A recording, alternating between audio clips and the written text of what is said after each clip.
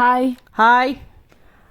இன்றைக்கி ஸ்டோரி எப்படின்னா, நம்ம மனோஜ் இருக்கிறார் இல்லையா, அவர் என்ன சொன்னார், பேசும்போது தெரியாதனமாக அவர் உடனே உளறிட்டார். அதாவது என் பேரில் இப்போ தான் பணம் வந்துருச்சுல அப்படின்னு சொன்னார். உடனே உடனே பிடிச்சிக்கிட்டாரு. முத்து என்ன சொல்கிறாருன்னா, நீங்கள் உங்கள் வீட்டிலலாம் யாருக்குன்னா பணம் வருதுன்னா அவங்கவுங்க அப்பா அம்மா அவங்கவுங்க பசங்களுக்கு தானே அனுப்புவாங்க, இங்கே மட்டும் என்ன வித்தியாசமாக இவன் பேரில் அனுப்பியிருக்கிறாங்க அப்படின்னு சொல்லி ஒரு சந்தேகத்தை எழுப்பினார்.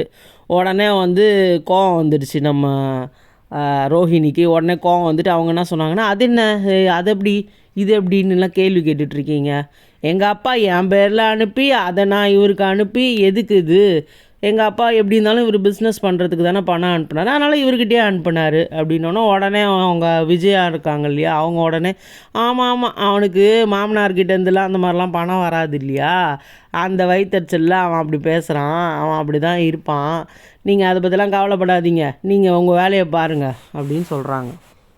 அதுக்கு மீனா சொன்னாங்க, என்னை கடுப்பேற்றலைன்னா, என்னை பற்றி 4 வார்த்தை பேசலைன்னா உங்களுக்குலாம் தூக்கமே வராதில்ல, என்னோட மாமியார் வீட்டில் எங்கள் அம்மா வீட்டிலேருந்து கொடுத்தாதான் அவருக்கு காசுன்ட்டுலாம் இல்லை, அவரே சொந்தமாக உழைச்சி அவரே சம்பாதிச்சுக்க தெரியும், மற்றவங்க தான் அவங்களுக்கு கொடுக்கணுன்ட்டுலாம் அவசியம் கிடையாது அப்படின்னோடனே மனோஜ், அப்போ நான் என் மாமியார் வீட்டிலேருந்து வாங்குறேன்னு சொல்கிறீங்களான்னொன்னே, நான் அப்படி ஒன்றும் சொல்லலை, அங்கே அத்தை என்ன சொன்னாங்களோ அதுக்கு நான் பதிலுக்கு சொன்னேன், அவ்வளவுதான் அப்படின்னாங்க.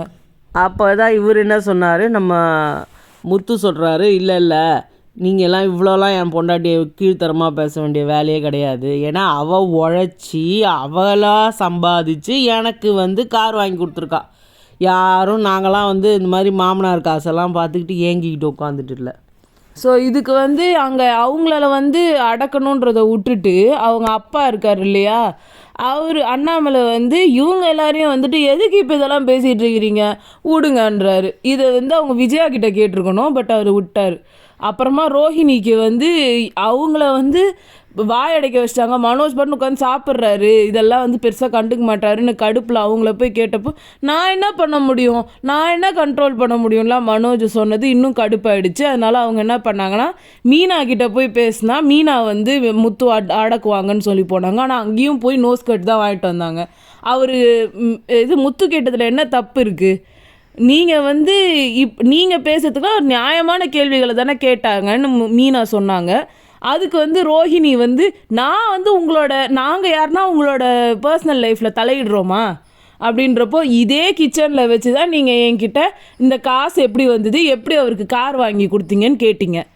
ஐயோ சாமி, நான் இனிமேல் உங்கள் பர்சனல் லைஃப்லேயே வரல, நீங்களும் வந்துடாதீங்க.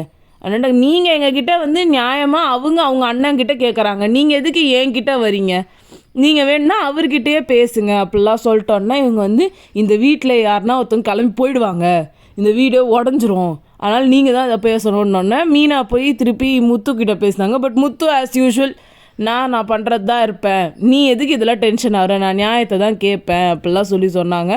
இவங்களும் ஒரு கட்டத்துக்கு மேலே அவங்களே விட்டு கொடுத்துட்டாங்க, ஏன்னா அவர் சொல்கிறதும் கரெக்டு தான்.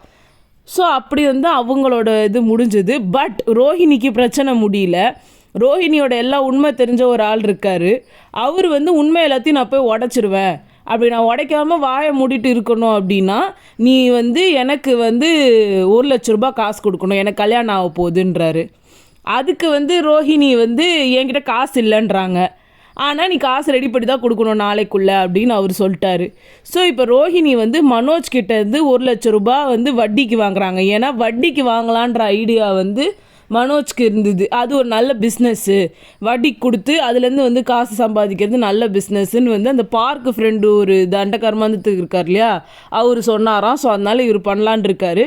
ஆனால் அவர் சொன்ன உடனே இவங்க என்ன சொன்னாங்க, அதெல்லாம் வேணாம், எல்லாம் ஏமாற்றிட்டு ஓடிடுவாங்க, ஏன்னா எல்லாருமே இவங்கள மாதிரியே நினச்சிட்ருக்காங்க, இவங்க அந்த மாதிரி தானே ஃப்ராட் பண்ணிக்கிட்டு இருக்கிறாங்க, அதனால தான் என்ன பண்ணுன்றாங்க, அதெல்லாம் வேணாம், அந்த மாதிரி பணத்தெல்லாம் கொடுத்து ஏமாந்துருவேன் நீ அப்படின்றாங்க. ஆனால் இவங்களுக்கு இப்போ பணம் தேவைப்படுது. அப்போ என்ன சொல்கிறாங்க, 1 லட்ச ரூபாய் எனக்கு கொடு, நான் யார்கிட்ட கொடுக்கணும், நான் யார்கிட்ட சொல்கிறேனோ அவங்ககிட்ட தான் நீ கொடுக்கணும், நான் என்ன பிஸ்னஸ் சொல்கிறேனோ அதான் நீ ஆரம்பிக்கணுன்ற மாதிரிலாம் சொல்கிறாங்க. இவரும் ஒத்துக்கிறாரு. இப்போ 1 லட்ச ரூபாய் காசு ரோஹிணி கொடுத்துருக்காங்க. ரோஹிணி 2% இன்ட்ரெஸ்ட்னு 2000 ரூபாய் இவருக்கு அனுப்பி 2000 ரூபாய் சம்பாதிச்சிருக்கேன்னு ஒரு பெரிய விஷயமா சொல்லிகிட்டு இருக்காங்க. ஆனால் 1 லட்ச ரூபாய் இவங்க ஆட்டையை போட்டாங்க. அது அவங்க கண்ணுக்கே தெரியல. இனிமேல் என்ன நடக்குதுன்னு பார்ப்போம்.